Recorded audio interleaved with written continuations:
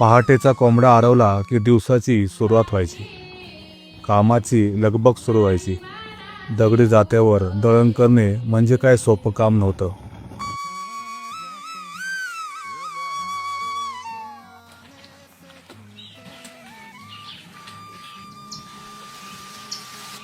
गोठा साफ करून शेणकूर काढणे, गुरांना चारा पाण्याची सोय लावून देणे,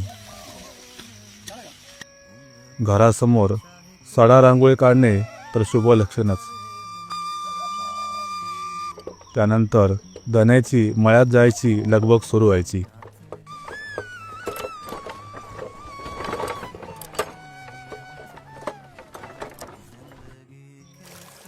नदीला जायचं. घागर, हंडा, कळशी भरून पाणी आणायचं.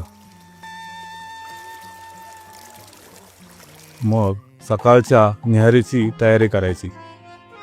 अरे संसार संसार, जसा तवा चुल्ह्यावर, आधी हाताला चटके मग मिळते भाकर.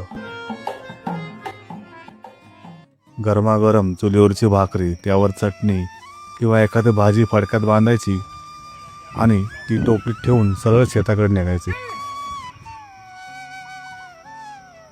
भरपूर पोट भरून न्याहारी करायची आणि पुन्हा कामाला लागायचं. अख्खा दिवस शेतात राबायचं. संध्याकाळ झाली की घराकडे परतीची वाट धरायची. एक सांगू का, पूर्वी कष्ट होते भरपूर, पण तेवढेच माणसाला समाधान पण मिळत होते. धन्यवाद.